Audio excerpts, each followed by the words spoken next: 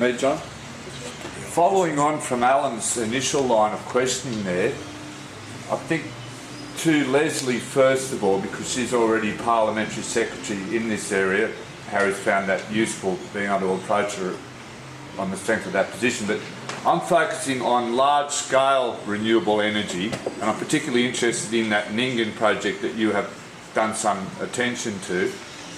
To me, I think that needs to be extended across the state or nationally too. I mean, that's the trouble with our political system, state and federal. The federal system's a bit of a...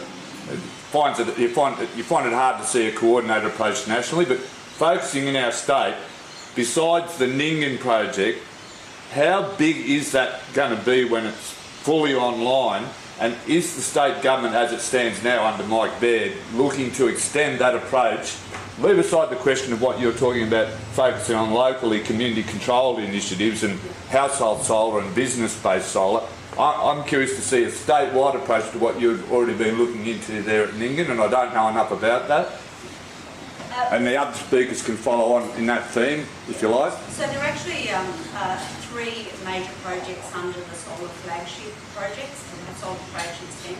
The Ningen is just the one that's, I guess, more advanced. There's also one in Moree and another one planned for Broken Hill as well. Right. So there are three quite major projects. You know, as I said, we acknowledge that one of the issues has been the connection to the grid, although it has, you know, now that we have connected one, obviously that path will be smoother for those that move into that process. And that's where the renewable energy advocate Amy Keane has played a key role.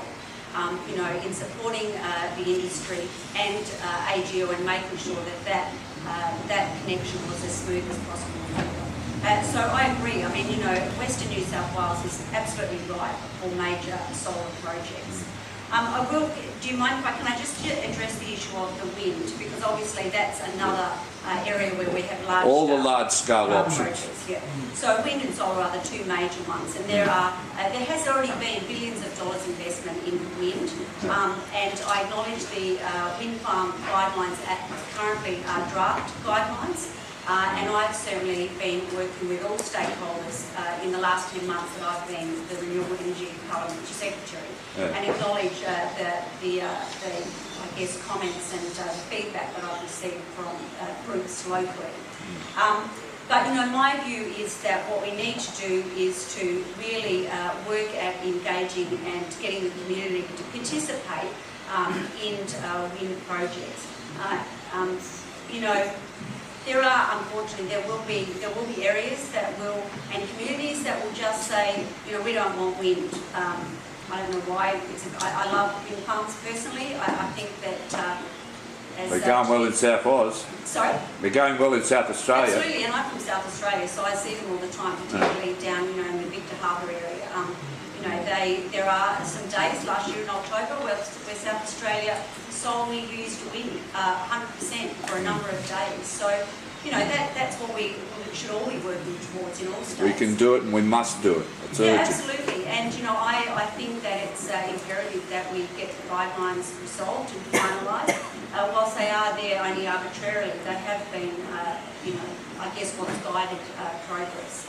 And I guess, you know, the complex thing about wind farms is that they are basically an industrial structure, and, you know, they go across a number of portfolios, quite obviously planning, but also environment and also energy.